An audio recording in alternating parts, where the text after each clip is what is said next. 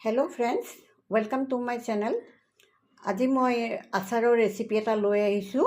তাৰ বাবে মই ইয়াতে জলকীয়াৰ আচাৰ বনাম, জলকীয়া আদা নহৰু মিক্স কৰি। গতিকে মই ইয়াতে জলকীয়া লৈছোঁ, ৰঙা আৰু সেউজীয়া, কালাৰটো দেখিবলৈ বৰ ধুনীয়া হয়। আৰু আদা আৰু নহৰু অলপ অলপ লৈছোঁ। ইয়াতে মোৰ জলকীয়া 400 গ্ৰাম আছে আৰু বাকী অলপ অলপ মই আদা নহৰু লৈ লৈছোঁ। এইখিনি মই ভালদৰে ধুই ৰ'দত অলপমান পানীটো শুকুৱাই চফা কৰি লৈ আনিছোঁ।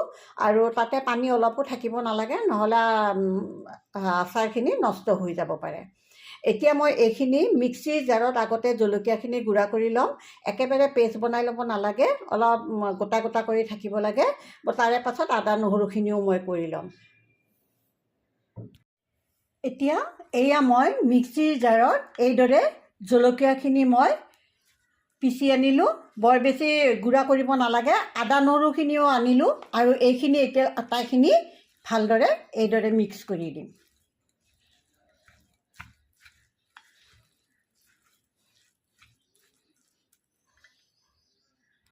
এতিয়া মই আচাৰ বনাবৰ কাৰণে মছলাখিনি তৈয়াৰ কৰি ল'ব লাগিব।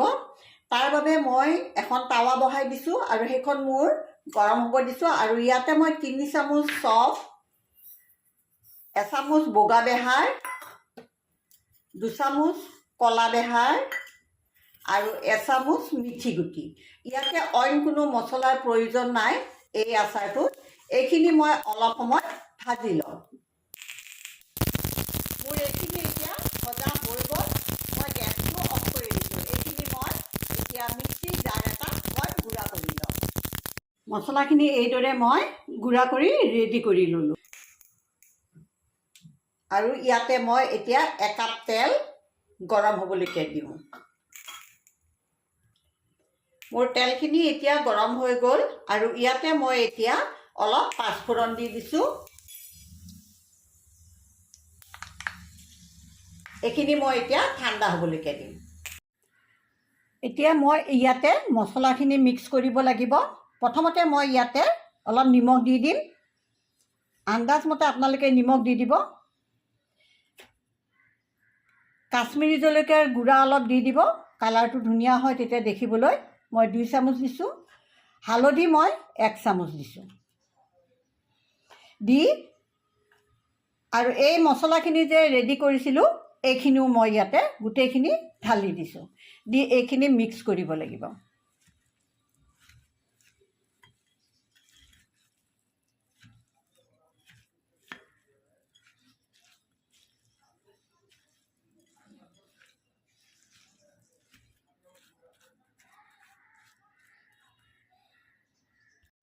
এইখিনি মই গোটেই মছলা সনাৰ পাছত ইয়াতে মই এতিয়া এই তেলখিনি মোৰ এতিয়া ঠাণ্ডা হৈ গ'ল।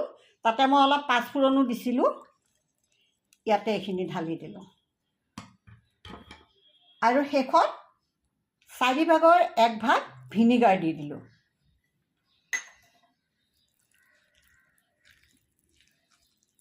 ভালদৰে এইখিনি মিক্স কৰি পেলাব লাগে। আপোনালোকে যদি তেলৰ পৰিমাণ আৰু বেছি কৰিব খোজে তেতিয়াহ'লে কৰিব পাৰে।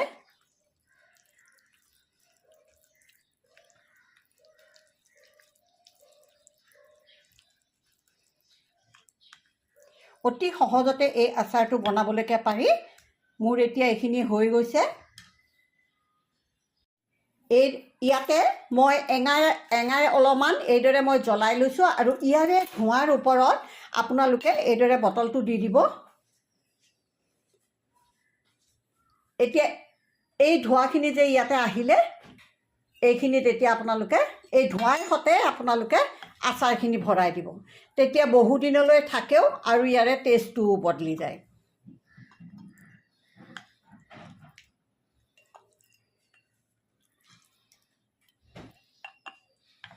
মই এইদৰে ভৰাই লওঁ গোটেইখিনি। এয়া মই আপোনালোকৰ ওচৰত কেঁচা জলকীয়া আৰু আদা নহৰুৰ আচাৰটো বনাই পেলাই দেখুৱালোঁ। বেলেগ ধৰণেৰে বনালোঁ এইটো মই। গতিকে আপোনালোকেও এইদৰে বনাই চাবচোন। যদি ভাল লাগে আপোনালোকেও বনাব পাৰিব। আশা কৰোঁ আপোনালোকৰ ভাল লাগিব। আৰু যদি ভাল লাগে মোক লাইক, শ্বেয়াৰ আৰু ছাবস্ক্ৰাইব কৰিব বুলি মই আশা কৰিলোঁ।